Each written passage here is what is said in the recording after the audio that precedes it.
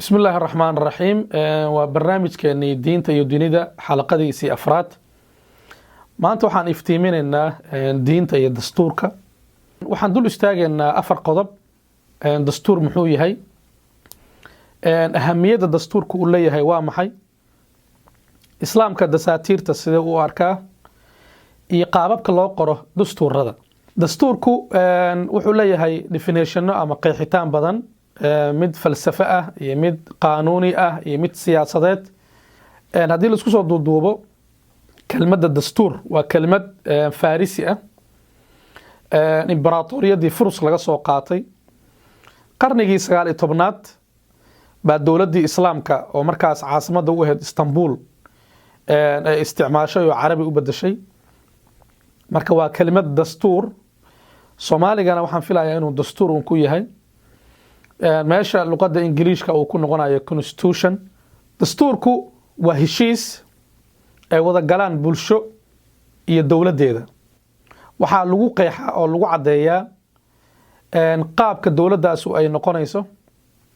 saddexdeeda hay'adooda waaweyn iyo sida loo kala sooci lahaa hay'adda fulinta iyo hay'adda sharci dejinta iyo hay'adda garsoorka dastuurku wuxuu cadeeyaa hay'adaha saddexda ah mid walba iyo awoodeeda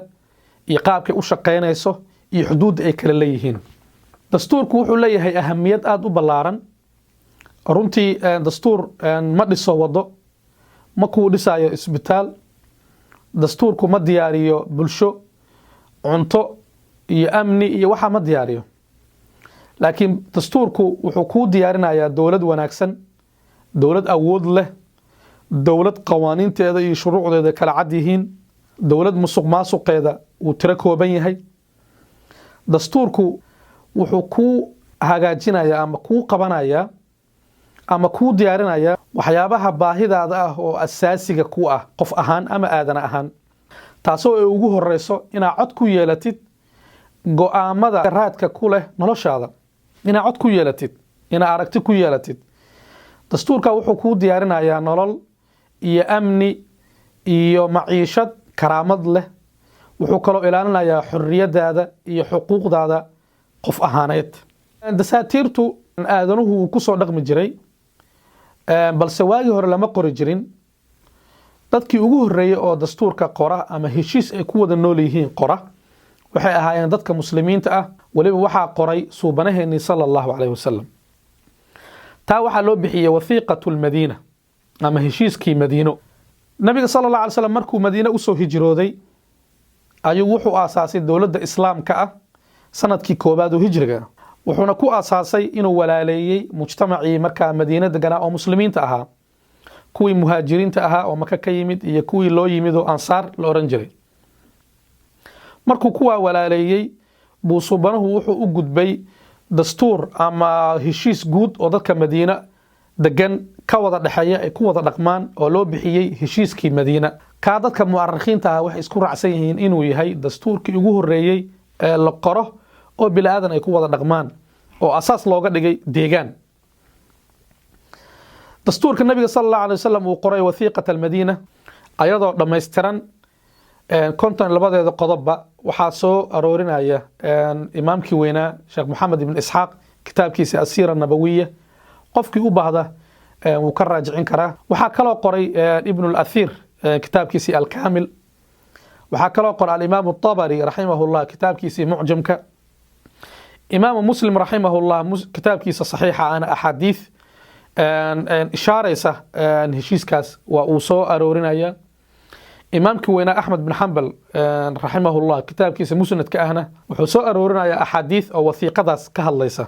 marka wasiiqadu way sugan tahay taariikh ahaan iyo sanad ahaan iyo matni ahaanba way sugan tahay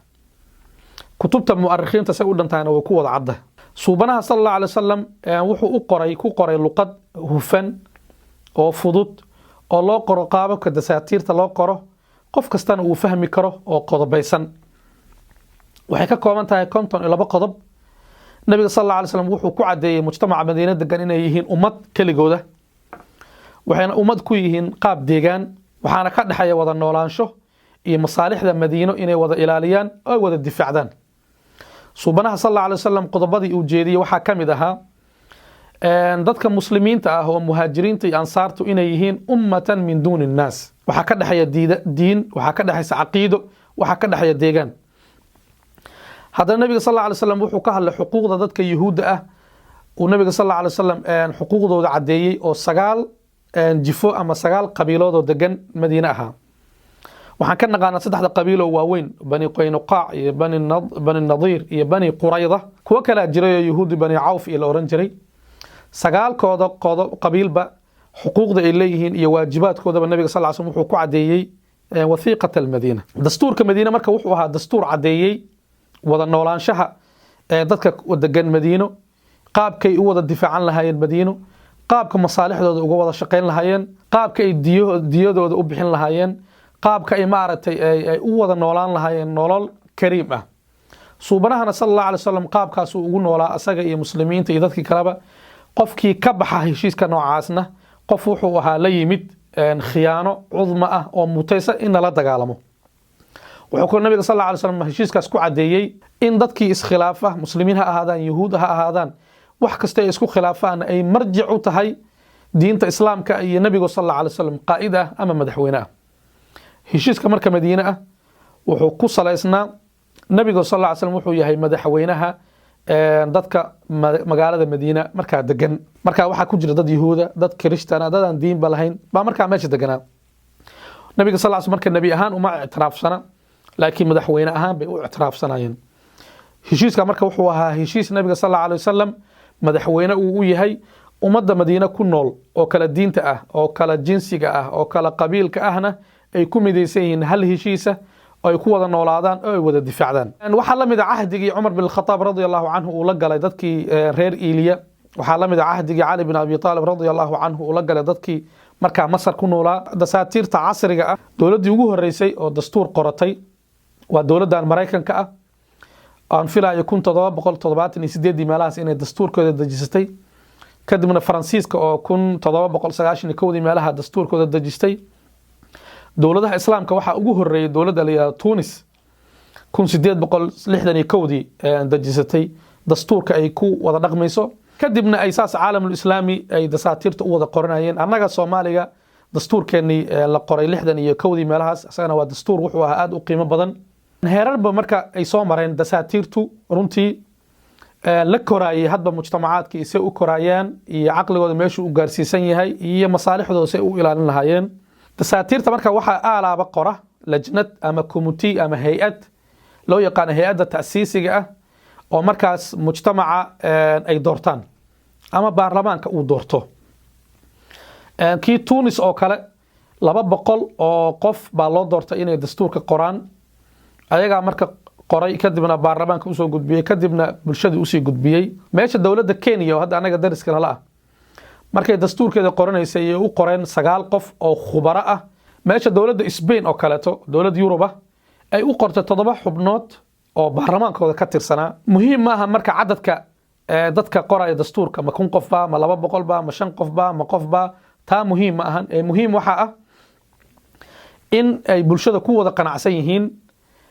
bulshadana loo siiyey access iyo qaab ay ra'yigooda ay u soo jeedin karaan. dowladuhu markay ay qoraan dastuurkooda waxay la wadaagaan bulshooyinkooda. kuwa dastuurka qora oo internetka dhiga ama baraha bulshada soo dhiga ama idaacadaha ka jeediya si bulshada ay ugu akhristaan, loogu wacyigeliyo, ay ra'yi uga jeedsadaan.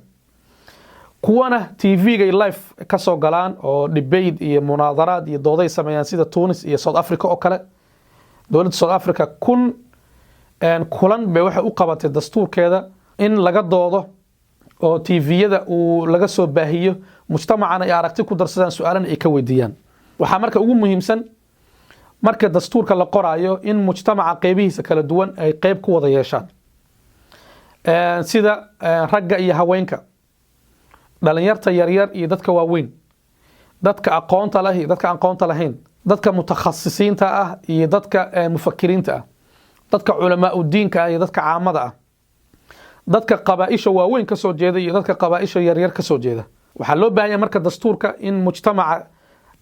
qeybihiisa kala duwan iyo sharaa'ixiisa kala duwanba ay qeyb ku wada yeesheen, ra'yina ku wada leeyihiin, aragtina ay ka wada dhiibtaan. markaasuu marka wuxuu noqdaa dastuur loo dhan yahay kalsoonida mujtamacana ka tarjumaya markaa kadib in istiftaa la geliyo loo codeeyo markii laisku waafaqana la dhaqan geliyo dasaatiirta marka noocaas oo kaleeta ah baa waxay yihiin dasaatiirta mujtamaca xuquuqdooda ilaaliya xorriyaadkooda kafaalo qaada ku nooleysiiya mujtamaca nolol iyo sumcad heer sare ah caalamkana dadkaas ay ku noolaadaan karaamo iyo weji iyo qaab qurux badan markaan u nimaano dowladaha islaamka ah dasaatiirtooda ishkaaliyaadka jira iyo culeysyada jira waxay tahay in dowladaha islaamka ay dasaatiirta ka soo qaataan dastuurkii faransiiska ama kii Belgium ka Mareykan waxa la midka ah waxaa haboon dowladda islaamka markay dastuurkeeda qoranayso inay ku salayso diinteeda oo islaamka ah inay ku salayso dhaqanka mujtamaceeda inay ku salayso taariikhdeeda iyo soo jireenkeedii inay ku salayso waaqaca ay ku nooshahay siyaasadeed iyo waaqaca dhaqaale iyo duruufta ay ku suganta dasaatiir islaami ah oo tusaalooyin ah ama muqtaraxaad ah ama example ah baa waxaa qoray runtii dad muslimiin oo mufakiriina waxaa kaloo qoray dad hay'ado ah oo waaweyn dowladda rabta inay dastuur qorato kale ay example ahaan usoo qaadan karto ama ra'yi ay ka qaadan karto dadyowgii qoray waxaa ka mid ah azhar oo kale qaybteeda cilmi baarista ah majmaca loo yaqaan majmac albuxuuth wuxuu qoray dastuur islaami ah oo aad runtii u qurux badan dowladda suudaan oo kale